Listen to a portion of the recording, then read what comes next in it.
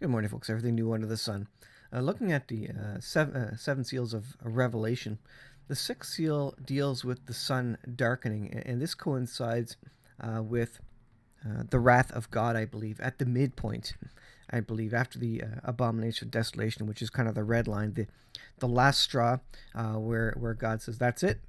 This is done. I'm going to come back and deal with the sin of the world," and some supernatural things start happening. I.e., one of the things is the sun darkens, the moon turns red, stars fall from the sky, and the sky recedes like a scroll.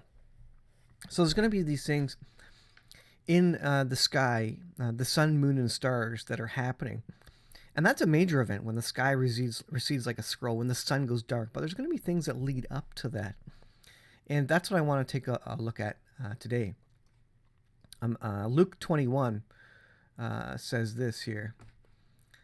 This is Luke 21, verse 25. Speaking of the return of the Son of Man. And there shall be signs in the sun, and in the moon, and in the stars, and upon the earth distress of nations, with perplexity.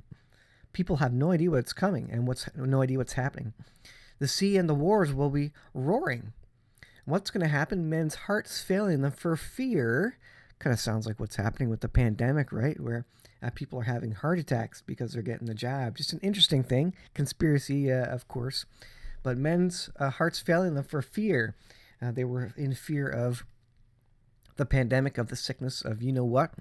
And so they got the jab, and now there's a lot of people having heart attacks. Interesting, right? Men's hearts failing them for fear, and looking after those things which are coming on the earth. And again, I don't think it's directly speaking of COVID or the pandemic. But what is the fear about it? It's the fear of the thing coming on the earth. And was there a lot of fear in all the people of the world, all the citizens of the earth, fear of the pandemic coming upon them? And because of that, their hearts are failing because they're trying to protect themselves from it, right?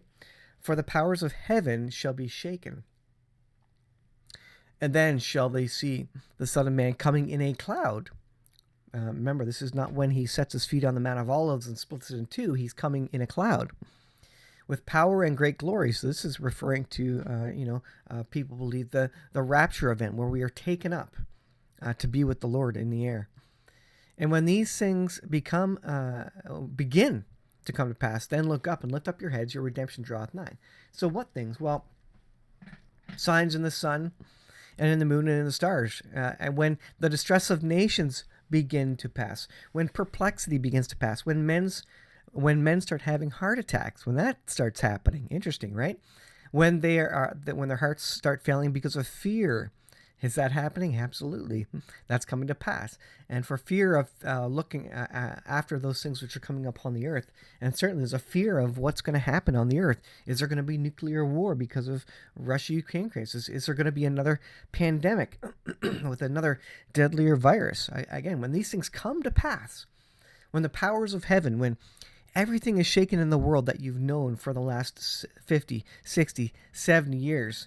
All these things are unprecedented in really in a couple generations here, where we have otherwise kind of known peace and safety since World War II, effectively. And these are shaking the powers, shaking the earth, shaking what we know to be reality for our whole lifetimes. I was born in 1977, and so this is we've seen nothing, I've experienced nothing like what's happening in the world in terms of pandemic, world war, etc. So I think this is the case for everybody, where it's kind of shaking their world. It's shaking the heavens. The power of heaven, powers of heaven shall be shaken. Now, I don't think this is directly speaking of that, but you can understand the correlation, the parallels there, that people are putting this together, and they're seeing what's happening in the world. Their hearts are failing them for fear of what's coming upon them, for fear of COVID, etc. Well, there is this solar cycle happening. And remember, in the signs in the sun, moon, and stars, and we're entering into solar cycle 25. And look at the bottom there. In the middle of that image is 2022. We're just in the beginning of it. and there's some massive solar flares coming and on their way right now. Actually, there's one going to hit tonight, and the warning, the threat is to the power grid. Now, you say there's been lots of coronal mass ejections, CMEs, before, never caused a problem. Well, there was a Carrington event, I think, I forget what year, it was in 18 something, and that caused, that was a coronal mass ejection, which melted down telegraph wires, which started fires, which took down the grid at the time. And but they were all used to dealing with electricity, so it wasn't a big deal. What happens when we lose electricity for more than 3 hours? Well, everybody panics. It nearly becomes a Mad Max state, even for a very short period of time. And cell towers go out if the generators that run the cell phone towers go out, and that has happened once or twice here. People panic. People have no idea. All of a sudden, what the funny thing is, all of a sudden people start coming out of their front doors. Maybe they start talking to their neighbor. It's a funny thing that happens when all this digital communication goes down. Neighbors actually meet neighbors because humans want to communicate. Humans want to talk, and if they can't talk online, they start talking to their neighbors. It's a very interesting phenomenon. But let's look at this. This is from insurancejournal.com. Solar storm to hit Earth, prompting monitoring by airlines, electric grid operators. So why are airlines monitoring this? Interesting. And of course, electric grid operators. Now, a big event happened in Quebec a number of years back that took out the power grid because of a coronal mass ejection, electromagnetic storm. So this has happened in the past. This is a real thing. This will occur in the future. And as we enter the last days, Luke 21, signs in the sun, moon, and the stars, and the distress of nations with perplexity, I think these things will come upon us again. And certainly some of them will be supernatural.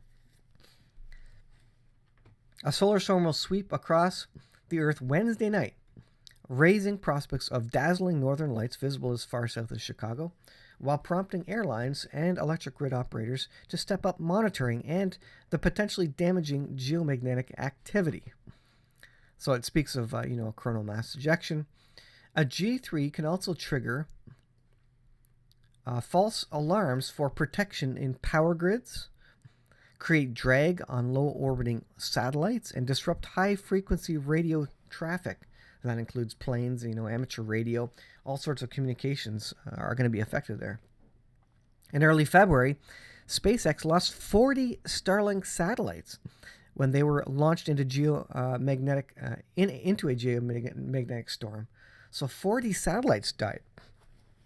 If they're, I guess, not properly set up, or the storm just overwhelms them. And think of all the GPS, Global Positioning System satellites, up there that could be affected by this. If you take out global positioning, planes wouldn't be able to fly. They'd have to go back to old school using maps and compasses.